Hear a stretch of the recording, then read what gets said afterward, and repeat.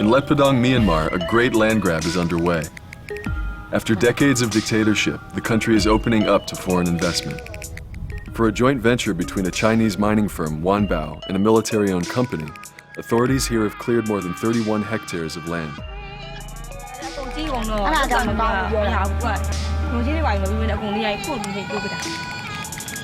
The copper project has uprooted hundreds of farmers from their ancestral villages.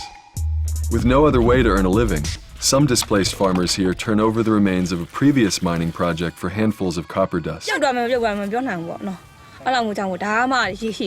But others are prepared to do whatever it takes to avoid a future that looks like this.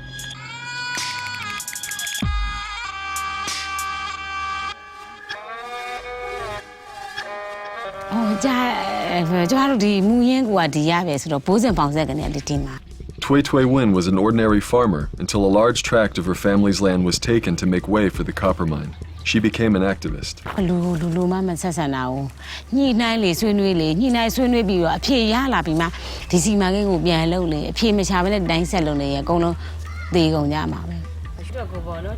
When Wanbao employees started clearing more of her family's land for the mine this year, Tui Tui Win tried to stop them. But others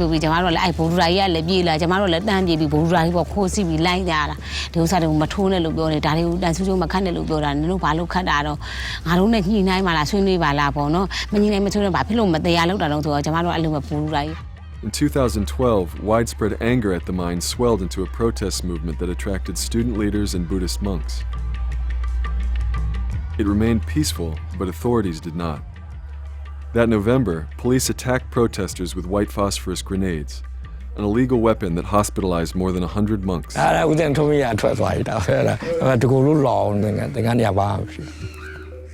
Utake Khanyarna joined the protest to stop the destruction of sacred Buddhist sites. He was seated in prayer when the grenades struck.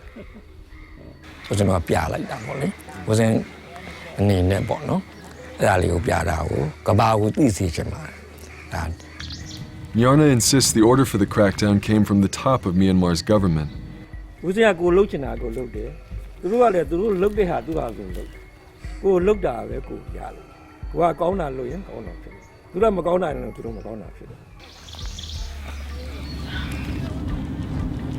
A commission was formed to investigate the Letpudong violence, led by Aung San Suu Kyi, the democracy activist who spent 15 years under house arrest for taking on the military. But her commission failed to hold any officials responsible for the attacks on protesters, prompting locals to heckle the parliamentarian on her last visit.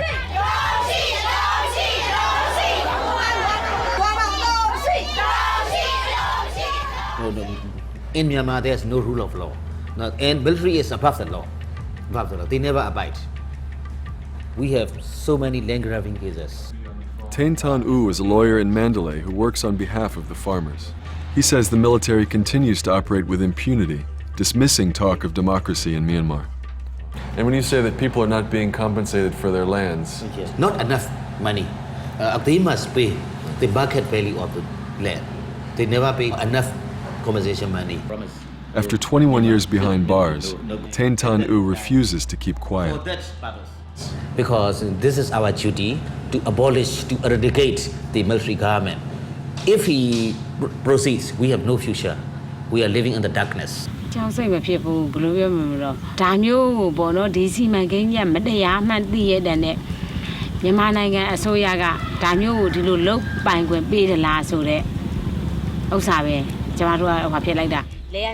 Arrest and threats have not silenced Tui Tui Win and farmers like her either.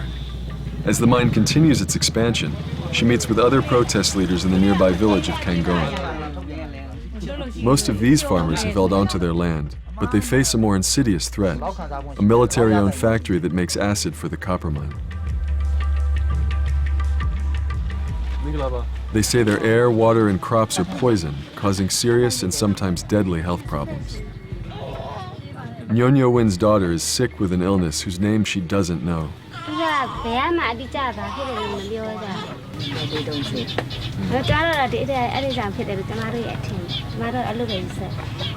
4-year-old Yunwati U was blind at birth. She can't speak, walk, or sit on her own. Nyonyo Win's newborn son looks healthy, but she fears there will be future complications.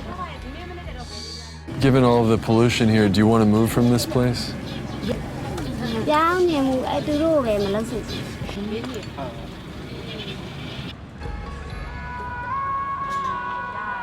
After several attempts, our translator Sonong managed to arrange an interview with officers from Wanbao, the Chinese mining company. The government just seized the land in 2010. Every villagers come to the government's office to collect the compensation. Happily, everyone is happy. But I've spoken with some farmers who said they would not accept the government's money and that bulldozers came to their home in the middle of the night along with armed men and forced them out. It's a rumor. No. So these people are not telling the truth. No, it's not the truth.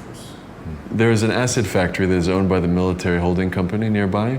A lot of residents are complaining about the pollution there, and some are saying they have severe health complications. For the health issue, you can check with the Ministry of the Health.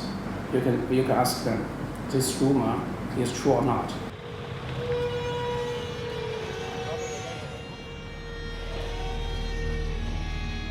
Back at our hotel later that night, special branch police agents showed up to question us about our activities in Letpudong. They were asking about what we've been up to, who we've been talking to, where we've been today, and we were trying to meet with these guys anyway. So we took advantage of the encounter to set up an appointment with the police chief first thing tomorrow morning.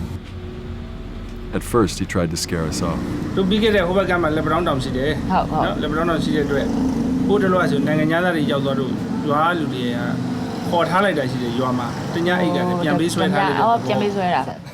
We feel very secure and we're in the best hands here. No problems.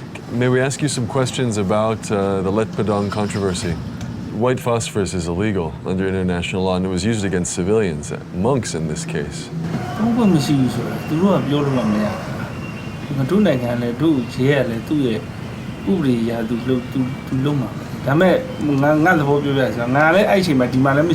You know that even in situations of war, the use of white phosphorus is considered a war crime. And here you are saying that it can be deployed against peaceful protesters?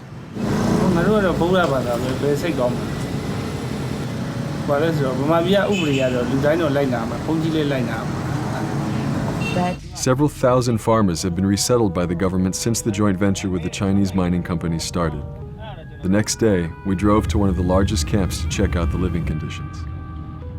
This time, we had company. Two guys have been following us since we got to Letpudong on motorbikes. We're just going to go see what their business is. Are you following us? He said no. No, we keep seeing you behind the car, and then we stopped here, and then you stopped here, so we were just curious. If we went further down the road and we stopped again and you stopped, that would be really suspicious. So this is probably the last time we're going to see each other.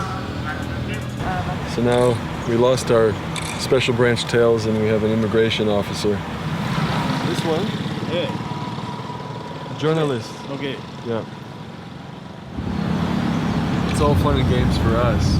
We have press visas, we're international journalists, but it's a lot tougher for local journalists. I can only imagine what they have to put up with dealing with this kind of harassment.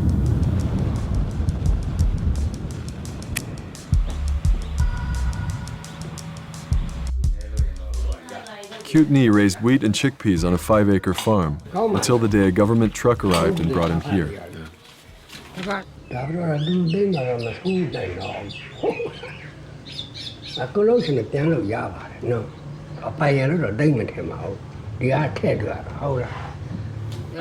The old man's son, Mo Shui, now works for Wanbao as a security guard.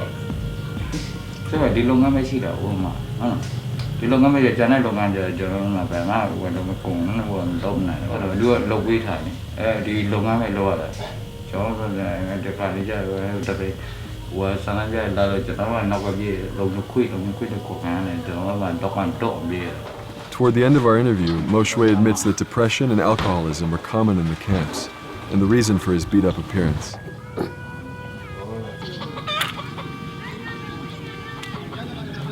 Back in the village, Tui Tui Win says she won't be going anywhere. အဲ့လိုပုံစံမျိုးဆိုတော့ကျတော့ဒီဥစ္စာတွေကတို့လက်ထဲမှာပိုက်ဆက်လေးရနေတော့တို့ကပြုံးမျိုးနေကြပါပိုက်ဆက်ရတာပဲသိတာဘဝပြက်သွားတာတို့မသိလိုက်ကြအဲ့လိုလူတွေကြီးပဲ